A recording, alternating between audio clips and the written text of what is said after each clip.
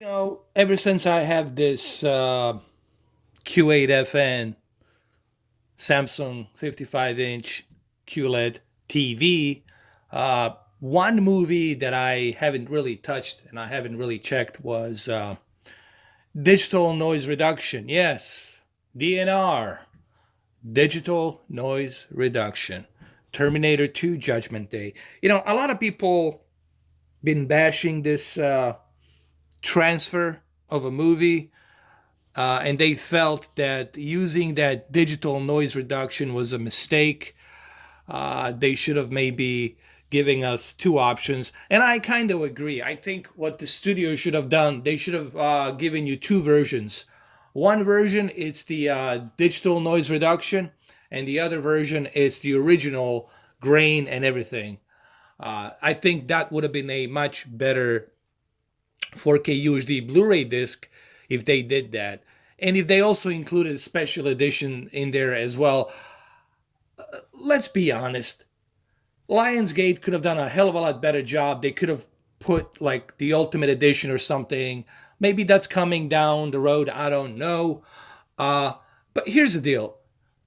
Digital noise reduction, it really doesn't bother me that much as it bothers some other people. I understand that there's people out there that don't like it.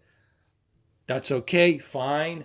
But to say that it looks like a watered down, to say that it looks as if a cat took a piss on the snow, I don't know. And it's all yellow. I mean, I wouldn't go that far, guys. I think people have been bashing this movie way too harsh for the transfer. Granted, I agree. I want you guys to understand. I agree.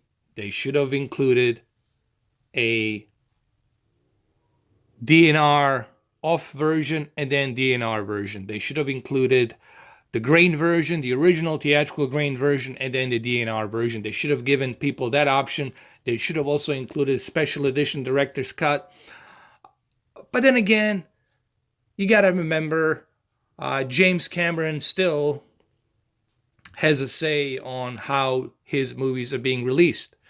Okay, especially this movie. So there's only so much the studio can do without a Jim Cameron approval. Same thing with The Abyss. The 20th Century Fox cannot release The Abyss until Jim Cameron actually gives it a go. And from what I heard, he's working on The Abyss to give us a really good 4K HDR remastered version. So now let's talk about the quality on Samsung Q8FN. Again, Samsung Q8FN, one of the benefits you will get from this television is high peak brightness. Let's just call it what it is.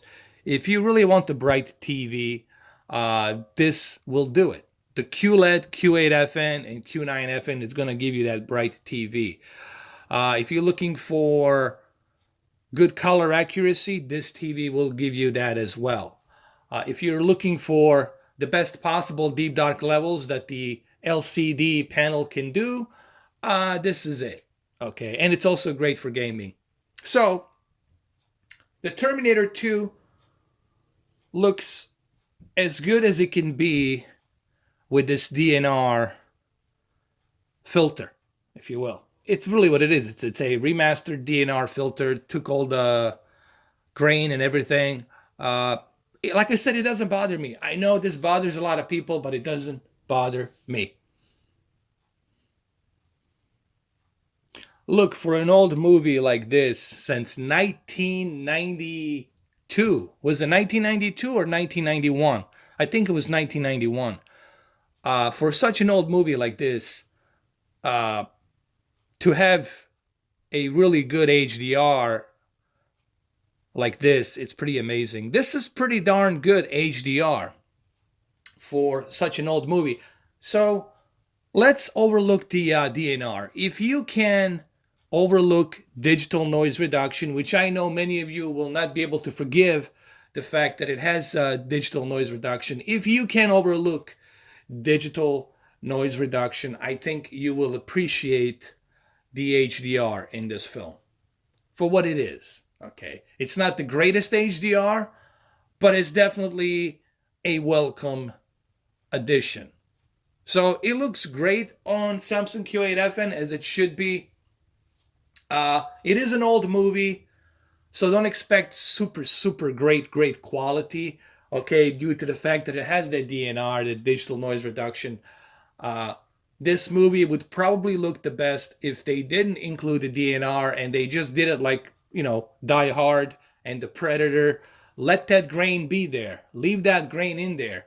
So I understand why people are complaining about the DNR, but I think this is still a good, decent Terminator HDR 4K version. Okay, it's not the best. I'm still waiting for that, you know, super great Terminator 2 that we deserve. And I'm pretty sure there will be some kind of an Ultimate Edition, special edition down the road in the pipeline. When that's going to happen, who knows, man. Okay? But for right now, it is what it is. This is the best as you can get currently right now. Well, I know there's Blu-ray versions out there. There's special editions. There are different versions of this movie. There's so many versions of this movie. Is the 4K HDR the best version? Well, it's the only version right now that you can appreciate the HDR. If you love HDR, like, this is it. I mean, you're not going to find anything. This is the only Terminator that has... This is the only Terminator 2 that has HDR. So if you're looking for the HDR, this is it at the moment. Is this the best HDR? No, it's not. Why? Because of that DNR, that digital noise reduction. It is a problem. It is an issue. I don't understand why they decided to do this. What it does, basically, it smooths out the picture.